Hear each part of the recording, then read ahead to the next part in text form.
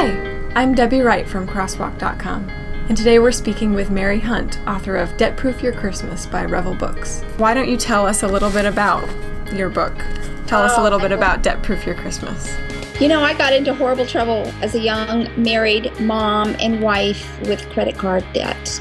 And that was kind of a dark part of my past. And as a result of that, you know, I was able to pay back all of that debt. It's kind of a long story. But I got to realizing that it was Christmas that was the biggest challenge of my life. I wanted to make Christmas so perfect for my kids, for my family, for everybody, and that got me into horrible debt.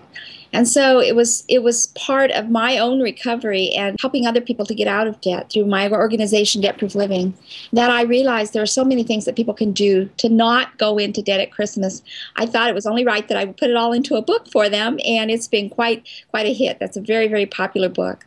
So we're getting ready for Christmas now.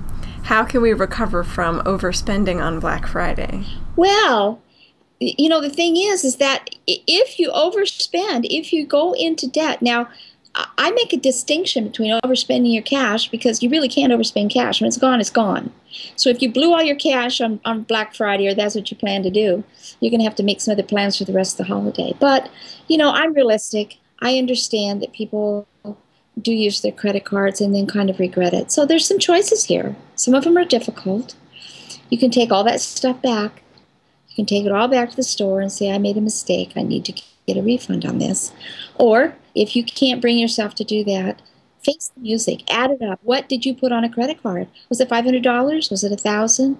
How quickly can you pay that back? You know, you might have to sell things on Craigslist. You might have to work extra hours. You might have to go get a job at the local burger factory.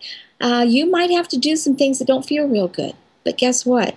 If you're really responsible, pay it off. You probably won't do that again. How can you encourage those who want to budget but don't want to seem cheap to other people?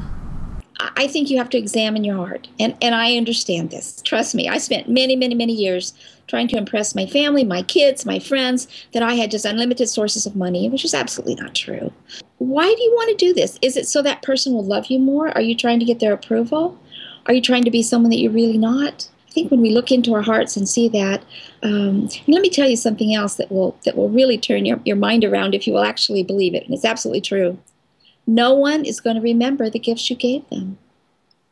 If you don't believe me, just think about it. Do you remember what you got for Christmas last year? Come on, tell me real fast. Or how about all the gifts you gave? You probably can't remember them either. That doesn't mean that you're ungrateful. It doesn't mean that the people you gave them to weren't pleased. What it means is that the gift did its job. The gift is a messenger. It carries your best wishes, your love, your joy, the things that you want to give to this person. And if you're honest, true, isn't that what Christmas is all about? Why we exchange gifts? And so why in the world should you spend money you don't have and you'll keep paying on it for the next year for a gift that nobody's going to remember?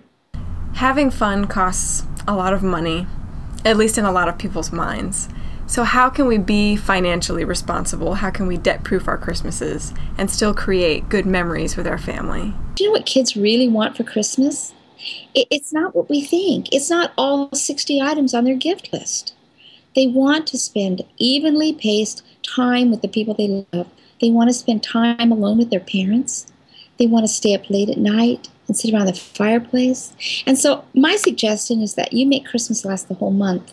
You know, there's Advent calendars, there are Advent traditions.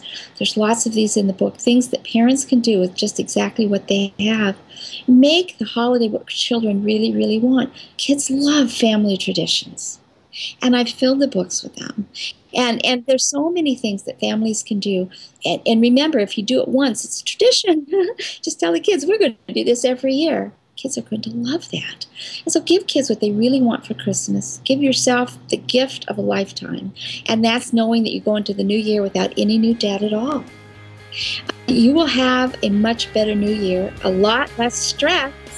It's very stressful to create debt. It's stressful to do all kinds of shopping that you can't afford. It's stressful to try and figure out which card you can still use. It's stressful to feel like you have to be a Christmas magician, which you really don't.